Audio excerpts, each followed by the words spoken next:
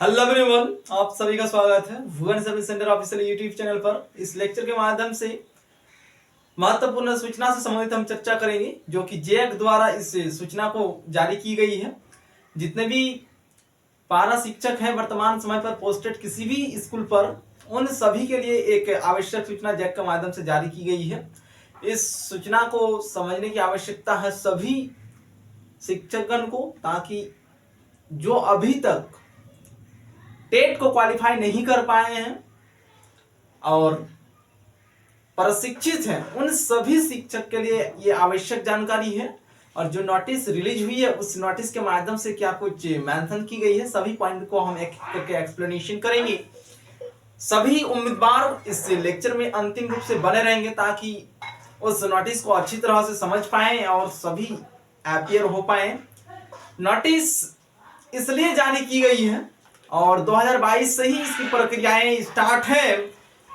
First चरण की परीक्षाएं आयोजित हुई थी, ये द्वितीय चरण की परीक्षा से संबंधित नोटिफिकेशन को जारी की गई है।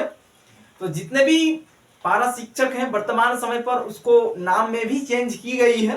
पहले जिसे पारा शिक्षक कहा जाता था, उसी पद को वर्तमान समय पर सहायक शिक्षक का नाम दिया गया है। उसी पद से संबंधित ये नोटिफिकेशन जारी हुई है। जितने भी प्रशिक्षित शिक्षक हैं लेकिन टेट क्वालिफाइड नहीं है, उन सभी के लिए सरकार द्वारा मानदेय में वृद्धि के लिए एक आकलन परीक्षा कंडक्ट की जाएगी। उस परीक्षा को जितने भी शिक्षक द्वारा क्लियर किया जाएगा, उन सभी का मानदेय में वृद्धि की जाएगी।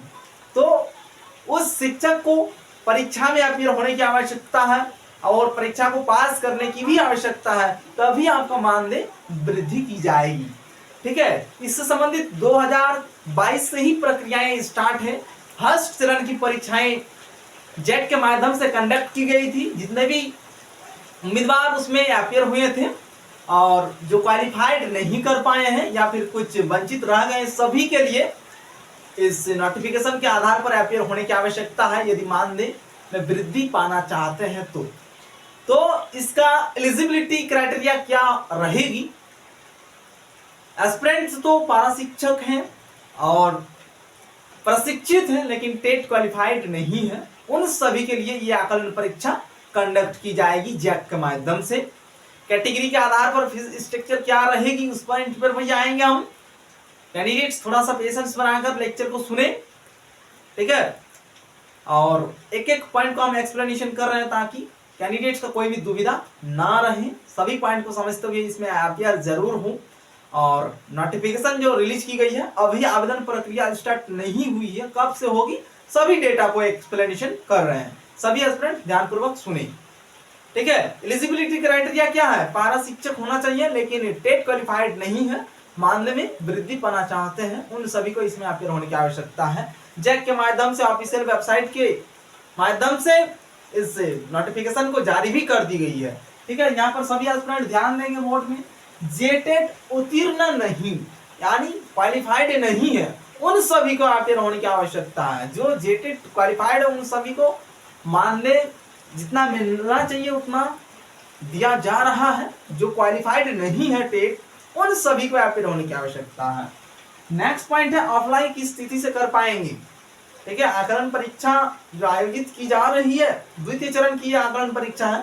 फर्स्ट चरण में आकलन परीक्षा का आयोजन किया गया था जेक के माध्यम से, उसमें बहुत सारे शिक्षकगण अपीयर भी हुए थे और ये द्वितीय चरण की परीक्षाएं आयोजित की जा रही है जेक के माध्यम से, ठीक है। झारखंड एकेडमिक काउंसिल रांची के द्वारा ही परीक्षा को कंडक्ट की जाएगी और उसके द्वारा ही आवेदन प्रक्रिया को संपन्न की जा रही है। जेक के माध्यम से ही आवेदन लिया जाएगा, ठीक है। किस तिथि से आवेदन करेंगे उस तिथि को सभी स्टूडेंट ध्यानपूर्वक देख लें। यहाँ 1 अक्टूबर 2024 से लेकर अंतिम तिथियां मेंशन की गई है 26 अक्टूबर 2024। इस तिथि के अंदर में ही सभी एस्पिरेंट को अपना आवेदन प्रक्रिया को संपन्न करने की आवश्यकता है और जेक के ऑफिशियल वेबसाइट के माध्यम से अपने एप्लीकेशन फॉर्म को सबमिट कर पाएंगे। तो जितने भी एस्पिरेंट इसमें अपीयर होना चाहते हैं, तो इस तिथि के अंदर में ही अपनी आवेदन प्रक्रिया को संपन्न कर लेंगे, ठीक है। कोई भी एस्पिरेंट पीछे ना छूटे। यदि मानदेय में वृद्धि पाना चाहते हैं, यदि कुछ क्वेश्चन आप सभी के मन में आएगी तो आप सभी लेक्चर के कमेंट बॉक्स में कमेंट करेंगे, आप सभी को 100% सोल्यूशन भी प्रोवाइड किया जाएगा इसी चैनल के माध्यम से, ठीक है। पॉइंट को समझते जाएं सभी एस्पिरेंट। फीस कितना लिया जाएगा एस्पिरेंट से, तो अनुसूचित जाति, अनुसूचित जनजाति और दिव्यांग कैटेगरी के कैंडिडेट्स के लिए 500 रुपया फीस लिया जाएगा और एग्जामिनेशन में अपियर होने की आवश्यकता होगी। ठीक है, और जो बाकी अदर कैटेगरी है यहाँ पर जो मेंशन की हुई है, अनुसूचित जाति, अनुसूचित जनजाति और दिव्यांग, इन सभी के लिए 500 रुपया रखी गई है। इसके अलावा जितने भी कैटेगरी के कैंडिडेट होंगे उन सभी उम्मीदवार के लिए यहाँ पर ध्यान देंगे सभी एस्पिरेंट 750 रुपया मेंशन की गई है फीस। ठीक है, सिर्फ 3 कैटेगरी के कैंडिडेट्स को 500 रुपया पेमेंट करने की आवश्यकता होगी। दिव्यांग कैंडिडेट्स, अनुसूचित जाति, अनुसूचित जनजाति के उम्मीदवार 500 रुपया पेमेंट करेंगे। बाकी सभी कैटेगरी के कैंडिडेट्स 750 रुपया पेमेंट करेंगे, तभी एग्जामिनेशन में अपियर हो पाएंगे। और जो नोटिस रिलीज हुई है उस नोटिस में एक पॉइंट ये भी मेंशन की गई है कि कैंडिडेट्स को पेमेंट प्रक्रिया अच्छी तरह से सक्सेस करने की आवश्यकता होगी, तभी उम्मीदवार की आगे की प्रक्रियाएं संपन्न हो पाएगी। ठीक है, जिस टाइम पे एस्पिरेंट एप्लीकेशन फॉर्म को सबमिट करेंगी उसके बाद पेमेंट करेंगे, तो पेमेंट में अच्छी तरह से पेमेंट करें ताकि आप सभी की सक्सेस हो जाए पेमेंट। ठीक है, उसमें थोड़ी दुविधाएं आती है और समस्याएं भी आती है पेमेंट से संबंधित, इसलिए पेमेंट को थोड़ा धैर्यपूर्वक करेंगे और संपन्न कर लेंगे। परेशानी आने पर आप सभी कमेंट करेंगे। नेक्स्ट पॉइंट है, आप सभी के लिए यहाँ पर मेंशन भी किए हैं, पेमेंट अच्छी तरह से संपन्न होना चाहिए, तभी आपकी एडमिट कार्ड रिलीज की जाएगी आयोग के माध्यम से। यदि पेमेंट प्रक्रिया आपकी अच्छी तरह से संपन्न नहीं होती है तो आपके लिए एडमिट कार्ड भी जैक के माध्यम से जारी नहीं की जाएगी। जब एडमिट कार्ड जारी नहीं की जाएगी तब एग्जामिनेशन में अपियर भी नहीं हो पाएंगे। एग्जामिनेशन में अपियर होने के लिए आपको आवेदन करना होगा। आवेदन के बाद आप सभी को एग्जामिनेशन से पहले एडमिट कार्ड अवेलेबल कराई जाएगी। उस एडमिट कार्ड को लेकर जाना है एग्जामिनेशन सेंटर पर, तभी एग्जामिनेशन में आप सभी अपियर हो पाएंगे, एग्जामिनेशन को दे पाएंगे। नेक्स्ट पॉइंट पर फोकस करेंगे सभी एस्पिरेंट। एडमिट कार्ड के लिए सूचना प्रकाशित की जाएगी। ठीक है, एग्जामिनेशन आपकी कब कंडक्ट की जाएगी उस तिथि को अभी निर्धारित नहीं की गई है। जैसे ही उस तिथि को निर्धारित की जाएगी उससे पहले आप सभी को सूचना दे दी जाएगी और एग्जामिनेशन से पहले एडमिट कार्ड के लिए ऑफिशियल वेबसाइट के माध्यम से लिंक को जारी की जाएगी। उस लिंक के माध्यम से एस्पिरेंट अपनी एडमिट कार्ड को डाउनलोड कर पाएंगे और उसी एडमिट कार्ड को लेकर जाना है।